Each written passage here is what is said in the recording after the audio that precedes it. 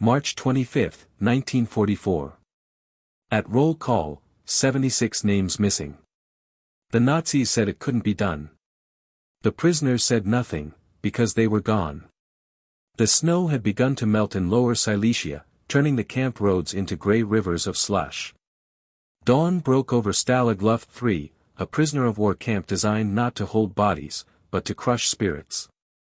Rows of barbed wire glistened under a pale sun, and beyond them, wooden barracks stood in military symmetry, each window nailed shut, each corner watched by a tower with a gun that never slept.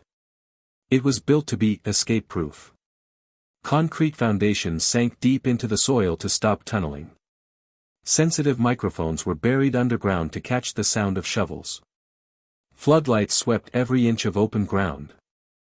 Even the sand beneath the huts was a pale yellow, a deliberate choice, so any dark earth brought to the surface would be spotted instantly. Inside Barrack 104, the British airmen of the Royal Air Force gathered in rows for roll call, boots stamping against the frostbitten earth. A guard's voice echoed, "Zahlen. Zahlen. Count. Count." One by one, numbers were shouted. The guards frowned. Counted again. Then again. The commandant himself appeared, still buttoning his coat, confusion turning his face pale. 76, he muttered. 76 are missing. He looked up at the frozen faces before him, men in worn uniforms, shoulders straight, eyes unreadable. "It's not possible," he said under his breath. And yet it was. Hours earlier, while the camp slept, those 76 had vanished beneath the snow. The story of that night, the most audacious escape of the war, did not begin in the dark. It began 2 years earlier, with a handful of sand and a man the prisoners called Big X. Captain Roger Bushell, RAF squadron leader, had been shot down over France and captured in 1940. Tall, commanding, with the clipped tone of a man born to give orders, he refused to accept that capture meant defeat. To him, a prisoner's duty was simple: escape, or die trying. When Bushell arrived at Stalag Luft 3, he studied the camp as if it were an enemy aircraft. Its fences, its towers, the rhythm of guard patrols, the sound of boots on gravel, every detail became part of a plan. In his coded notes smuggled to London, he wrote, "The enemy builds walls. We build tunnels." Stalag Luft 3 housed over 10,000 Allied airmen, pilots, navigators, and officers from across the British Commonwealth, America, and Europe. It was a strange city of captured warriors, lectures by Oxford graduates in the mess hall, a theatre troupe performing Shakespeare, men carving chess pieces from scraps of bone. Beneath the surface of civility, however, ran something far more dangerous, a network of minds united by one goal: freedom. In spring 1943, Bushell called a secret meeting. The guards were distracted by a Red Cross delivery. Inside Hut 104, 20 officers gathered around a table made of stolen planks. He spoke softly, "They believe this camp cannot be broken. We'll prove them wrong." The plan was staggering in its ambition: 3 tunnels, built simultaneously under the most guarded camp in Europe. Code names: Tom, Dick, and Harry.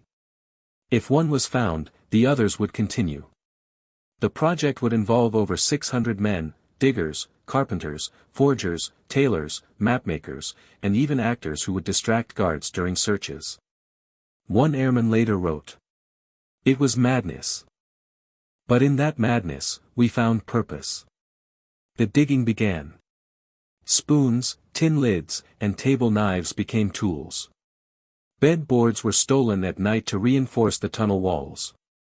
Men lay on their stomachs in shafts no wider than their shoulders, pushing soil forward in small tins. Each breath was a victory. Each inch, defiance. They built air pumps from biscuit tins and stolen rubber hoses. Electric lights wired from the camp grid flickered dimly in the darkness. For ventilation, they used milk cans linked together, a crude but working system. Beneath the surface, a second world grew, a city under the earth, alive with whispers and dust and hope. The risk was constant. A single noise could betray them, a single slip could collapse the tunnel. But the men kept working, day after day, night after night. One prisoner described the moment he first felt cool air rush through the tunnel. It smelled like freedom, and damp socks. The Germans suspected something. Dogs sniffed, searches increased, but the prisoners adapted. The yellow sand dug from underground was hidden in long pouches tied inside their trousers. During daily exercise, they shuffled across the yard, releasing the sand little by little, blending it with the soil. The men called it the penguin method. Above ground, the camp functioned as usual, letters censored, meals served, propaganda films shown. But beneath it, the ground was alive with motion. And all the while, Bushell kept his calm, his eyes always calculating. A fellow officer recalled. He wasn't just planning an escape. He was waging psychological war. March 1944 came with the thaw. Snow melted into mud. Tension thickened like the spring air. That night, after roll call, the guards walked their routes as usual. Cigarettes glowed at the tower edges. Somewhere under their boots, 76 men waited in a tunnel carved from sheer will. Above them, the wind carried the faint sound of boots, dogs, and a commandant still muttering, "It's not possible." But it was. And though the war would remember their flight as the great escape, its true beginning lay in that first quiet scrape of a spoon against frozen sand. But this story didn't begin that night.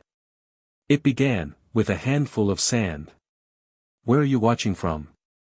Let me know in the comments below, and don't forget to subscribe to this channel. They built an entire city underground, with spoons. The air beneath Hut 104 was thin, stale, and heavy with chalk dust.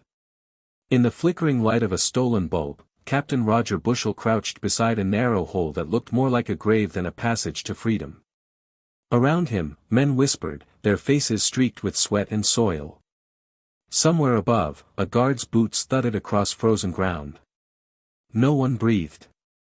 Then, softly, the digging resumed. It was 1943, and Stalag Luft 3 had become something no German engineer had intended, a living organism. Beneath its barracks stretched arteries of sand and timber, the Tom, Dick, and Harry tunnels, veins pulsing with whispered orders and the scrape of tin against clay. Each tunnel had its own life, its own crew, and its own rhythm.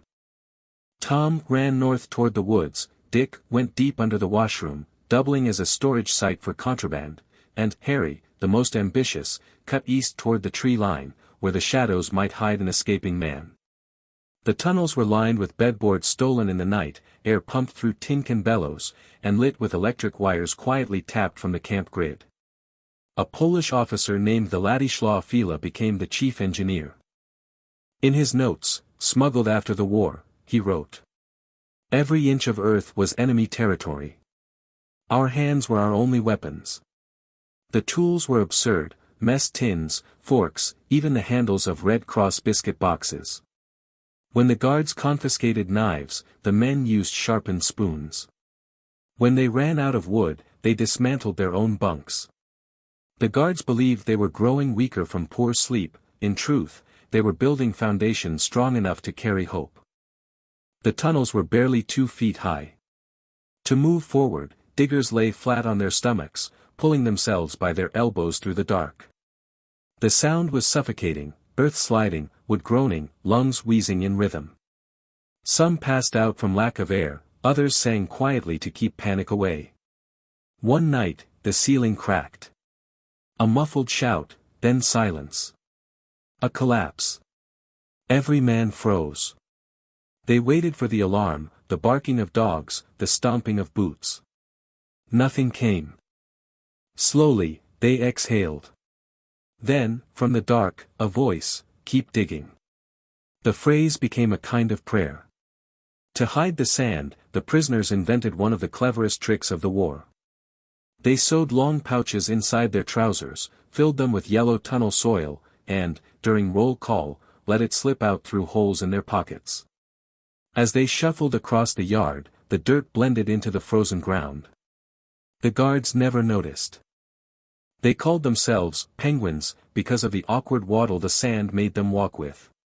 It became a game, a ridiculous, dangerous, beautiful game played in plain sight. Tom grew fast, stretching nearly 100 meters before disaster struck.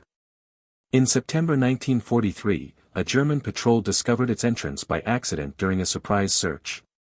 The tunnel was destroyed, and the camp was locked down. The men watched from their windows as guards filled it with cement. For a moment, it felt like the dream had died. Then Bushell ordered work to continue, double speed, on Dick and Harry. Dick was soon repurposed, turned into a hiding place for stolen equipment, maps, and forged documents. Harry, meanwhile, became the main artery of the escape plan, deeper, longer, and smarter than the rest. It was to be their masterpiece. They built a cart system on rails made from bed slats, pulling diggers back and forth through the tunnel with ropes. Electric light bulbs stolen from workshops illuminated the darkness. A tiny ventilation shaft, made from milk cans, pumped air through. They even built a small chamber halfway down called the halfway house, where exhausted diggers could rest for a few minutes before continuing. Each night, the tunnels grew by inches. Each day, the risk grew with them. Forgery teams above ground worked tirelessly. They crafted fake German passes, railway tickets, identity papers, all from the materials the Red Cross provided. Chocolate wrappers became official seals, stolen ink pads became stamps. A South African prisoner, Flight Lieutenant Des Plunkett, designed over 100 fake documents by candlelight. At the same time, the tailors were at work. Old uniforms dyed brown became civilian jackets. Blankets were stitched into coats. Buttons made from clay were painted to shine like metal. Everything had to be perfect, a single wrong color could mean death at the first checkpoint. But nothing was perfect for long. In December 1943, disaster struck again. Dick was discovered when guards began building a new drain. It was filled in before the men could salvage their tools. That left only Harry. The camp buzzed with whispers. Some wanted to stop, others demanded to go on. Bushell's reply was simple. If only one makes it out, it's worth it. That winter, the work intensified. They dug even during snowstorms, when guards huddled in towers and visibility dropped. The air inside the tunnel grew colder, damp, alive with dripping condensation. The men joked that Harry was breathing. By February 1944, the tunnel reached 102 meters, almost under the forest beyond the wire. Freedom was inches away. Then came a knock at the barrack door. A German officer stood there, holding a clipboard. Behind him, soldiers waited. A search. Someone's heart stopped. They stormed inside, overturning beds, pulling up floorboards, tearing apart furniture. The prisoners stood still, their faces expressionless. The officer walked to the corner, where the real entrance to Harry was hidden behind a stove. He stopped. Looked. Lit a cigarette. Then turned away. The door shut. The guards left. A single breath filled the room, disbelief. They were still safe. And underground, Harry waited. Spring was coming. The war was turning. And so was their chance. By spring, Harry was ready. But so was the Gestapo. It was snowing. The moon was full. And under the snow, a hole to freedom. March 24, 1944, 10:30 p.m. The camp lay under a pale moon, its towers glowing like ghosts against the frost. Each sound cut the air like glass, a dog's bark, a boot scrape, a man's breath caught in his throat. Inside Hut 104, 20 men waited, pale from exhaustion and fear. The stove had been pulled aside, revealing the narrow trapdoor leading to the tunnel below. Captain Roger Bushell, Big X, knelt at the edge, eyes fixed on the darkness. No talking past this point, he whispered. Only signals. The first man slid down into the black, pulling himself by his elbows. The air was cold and thick with clay dust. Lights flickered from the thin wire strung along the wall. Every sound seemed to echo forever. The tunnel stretched over 100 meters, longer than a football field, a vein of hope carved beneath the earth. Bedboards held the walls, milk cans carried air, tin lamps burned weakly. Each breath scraped the lungs.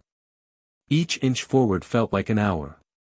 At 10:45, the first man reached the surface. He pressed on the trapdoor. It didn't move. The snow above was frozen hard. He pushed again until it cracked open, and froze. The tunnel hadn't reached the woods.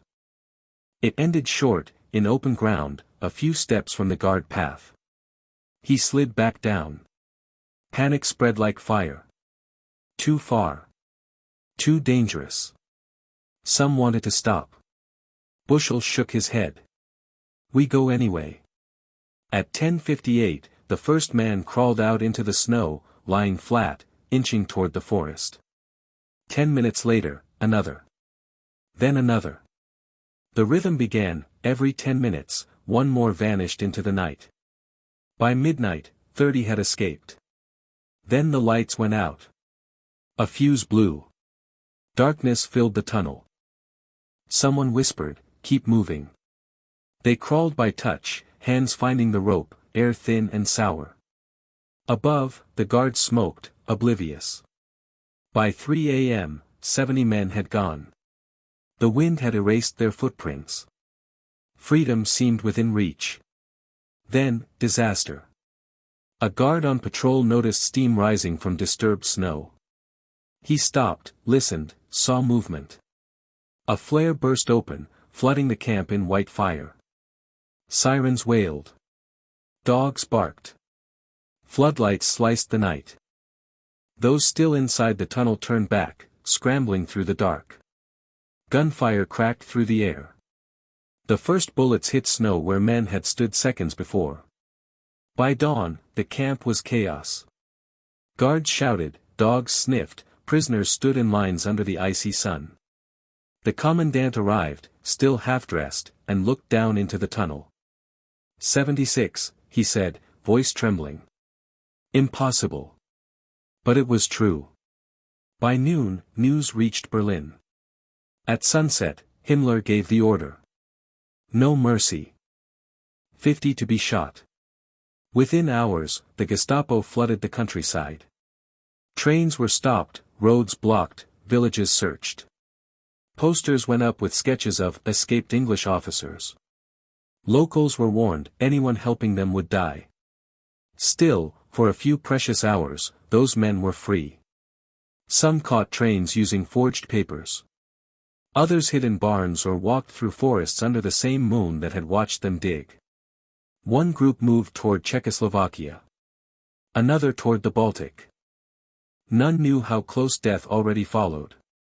Inside the camp, those left behind gathered silently around the tunnel entrance. It gaped open, just a dark wound in the snow. Someone whispered, "They made it." No one replied. They didn't yet know that of the 76 who crawled out that night, 73 would be caught, and 50 would be murdered on Hitler's orders. But for one night, freedom had a sound, the soft slide of boots through snow, and the heartbeat of men who refused to give up. At dawn, the guards saw the whole. At noon, Berlin knew. By nightfall, the orders came from Himmler himself. At dawn, the snow still held their footprints. By noon, the Gestapo had theirs. The morning after the escape was quiet, almost gentle. The snow glistened like silver dust, untouched except for the faint trail of bootprints leading into the woods. A few guards followed the tracks at first, laughing nervously, thinking the fugitives couldn't have gone far. But within hours, the laughter stopped. Radios crackled, sirens wailed, and the word Ausgebrochen, escaped, echoed across Germany. By midday, Stalag Luft 3 had turned into the command post of a nationwide hunt. Trucks arrived from Breslau and Berlin. Officers in long black coats crowded around maps spread across the mess hall tables.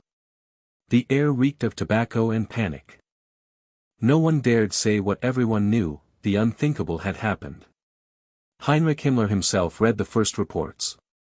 His order was short, cold, final. Find them. All of them. No mercy. By evening, the manhunt was in motion, 30,000 men, Gestapo, SS, police, soldiers, even Hitler Youth patrols with bicycles and dogs. They scoured every road, bridge, and station. Searchlights cut through the woods. Snow churned into mud under the boots of 1,000 hunters. In the forest near Sagan, the first bodies were found. 2 airmen, still in stolen coats, frozen beside a stream. In a nearby field, a train engineer reported 2 suspicious travelers. The Gestapo pulled them from the coal car where they'd hidden, faces blackened, coughing dust. A single shot ended it. In Berlin, the Ministry of Security filed the first report. We underestimated their will. They underestimated our vengeance. Across Germany, the net closed. Police dogs howled through the nights. Posters with sketches of British and Allied officers appeared on station walls. Gefahrlich, dangerous prisoners, they warned. Locals were promised rewards for information, but many stayed silent. Fear could kill faster than any bullet. One group of fugitives reached the Oder River and tried to steal a boat. They were caught before dawn. Another made it as far as the railway yard in Hirschberg, hiding beneath a freight car. A farmer found their footprints in his barn and called the police. The snow told their story better than words ever could. Meanwhile, inside the camp, the prisoners who remained stood in tense silence. They could hear the engines, the dogs, the distant gunfire. The dream of freedom had become a haunting echo that refused to fade. They got out, one man whispered. Now we wait to see who comes back. No one answered. By the end of the first week, 30 men were in custody. By the second, 73. The last 3 vanished like ghosts, their names soon whispered as legends. The Gestapo's efficiency was terrifying. They used train records, hotel registries, even bus ticket stubs to track the escapees.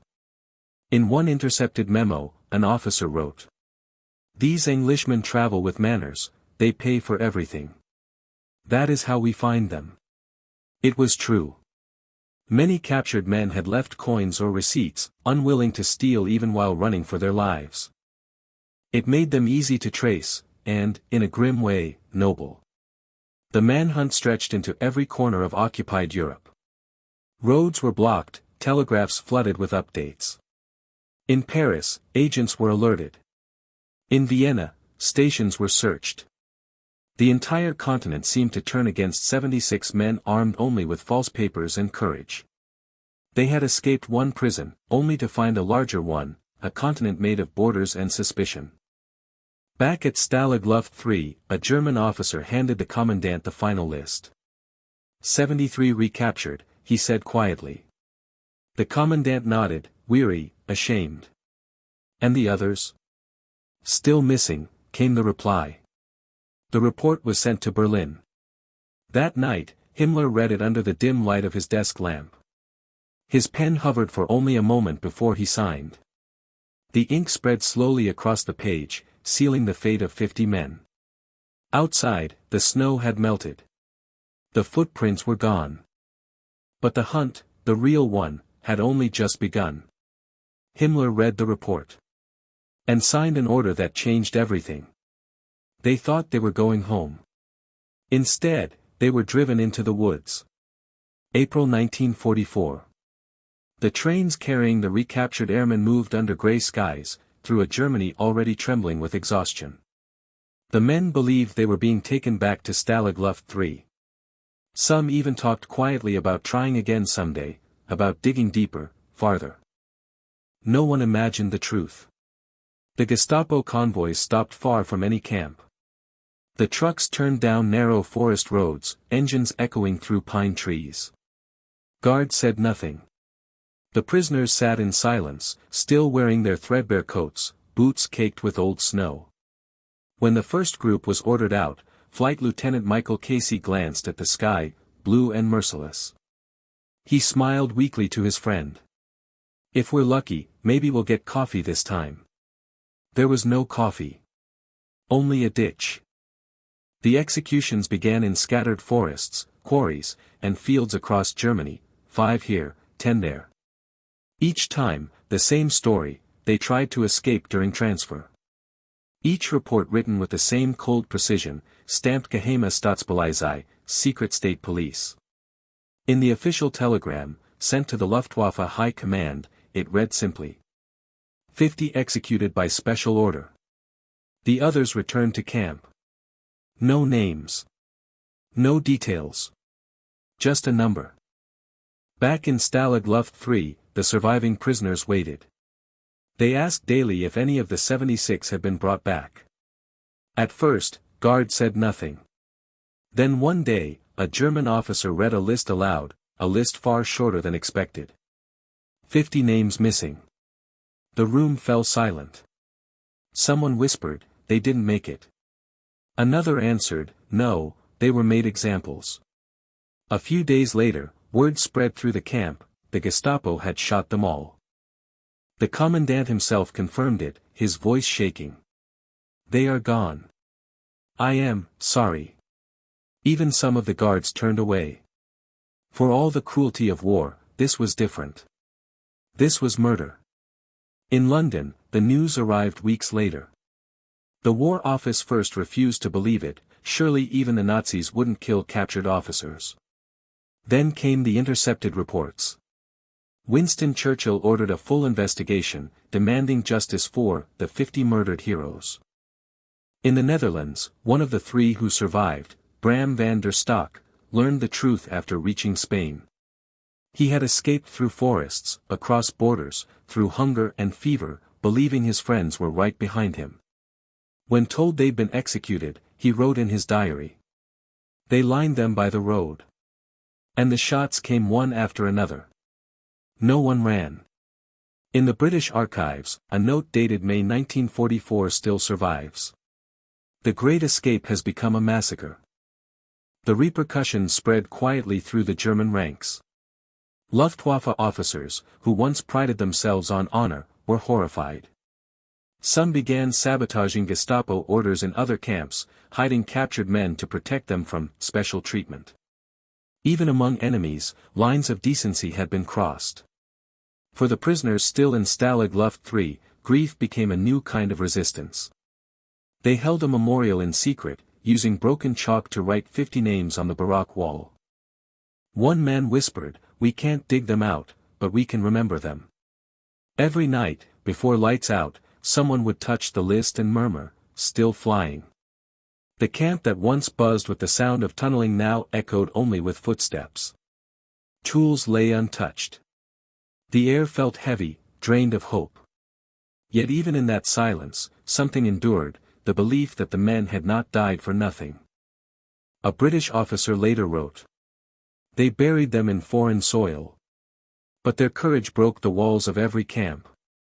When the Allies advanced into Germany a year later, investigators began collecting evidence. They found the execution sites, lonely stretches of forest, shallow graves, bullet casings stamped with the Reich's insignia. Survivors among the Gestapo were tracked down. One confessed, trembling, "It was an order.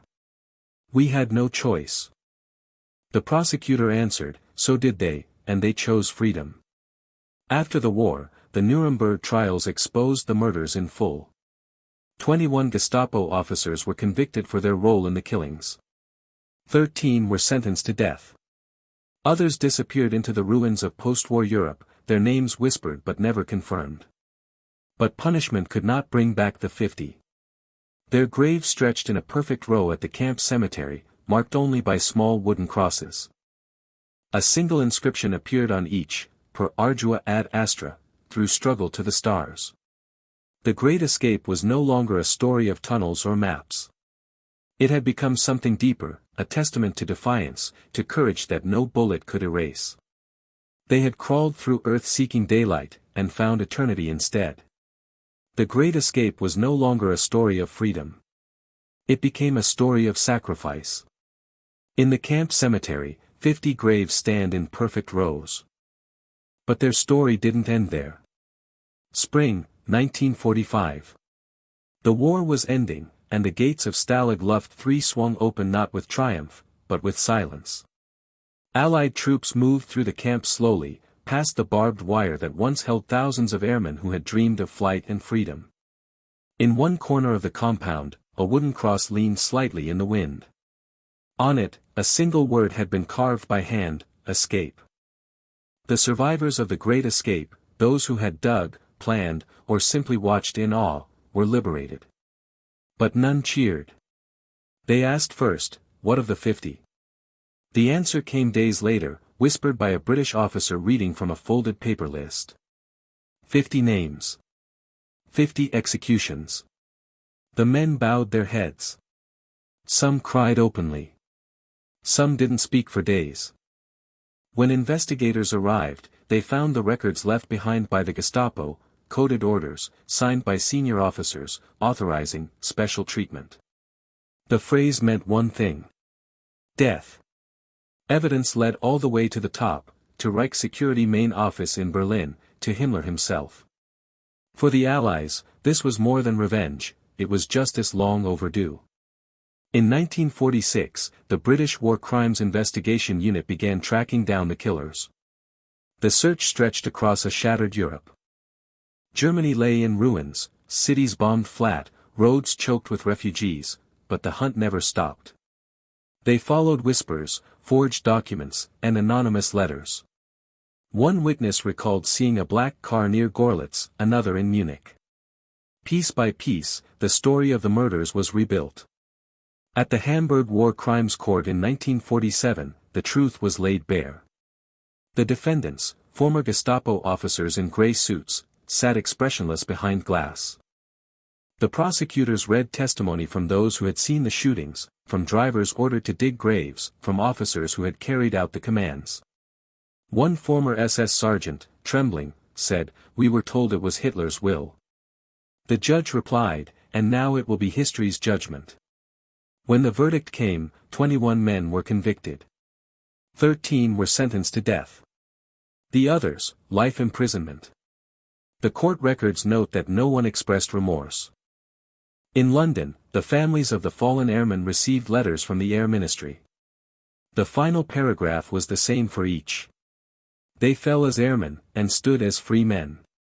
By 1950, the survivors of Stalag Luft III had raised enough money to build a memorial at the site of the executions near Zagen. It stood in the forest, simple and solemn, 50 stone markers, each carved with a name, a rank, and a pair of wings. On clear mornings, the light filtered through the pines and caught on the bronze inscription at the base, "To the memory of the valiant 50, who gave their lives for freedom." That summer, several former prisoners returned to Poland for the dedication. They placed wreaths, saluted, and stood in silence. One of them, squadron leader Jimmy James, whispered to a fellow survivor, "We did get out, you know, just not the way we planned." Years passed. The camp was reclaimed by the forest.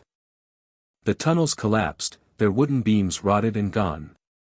But under the soil, the trace of Harry still remained, a narrow scar, invisible to most, eternal to those who knew where to look. In 1963, Hollywood came calling. The Great Escape premiered to global acclaim, motorcycles, music, and the myth of victory. But the men who had lived it called the film too cheerful. One of them said, "It wasn't about breaking out. It was about not giving in." Today, in Zagen, the cemetery is quiet. The pine trees whisper, the grass is cut short, the air smells faintly of pine resin and earth. Tourists walk slowly between the graves, reading the names: Bushell, Kidder, Hall, Nichols. Each stone carries a small emblem of wings, and beneath it, the same motto of the Royal Air Force, Per ardua ad astra, through struggle to the stars. Every March, at dawn, a small crowd gathers. Veterans, locals, and children lay wreaths. A bugle sounds across the clearing. For a moment, the forest seems to hold its breath. One of the last surviving prisoners, old and stooped, speaks quietly to the crowd. They dug through earth to find freedom. But what they really unearthed was something far greater, the proof that no wall, no camp, no regime, can ever cage the human spirit. Then he salutes, hand trembling, eyes glistening. And as the wind moves through the trees, it sounds almost like the rustle of sand being carried away, spoonful by spoonful. Because freedom, once dug, never truly disappears. They tunneled through earth to find freedom. But what they really dug, was proof that no wall can cage the human spirit.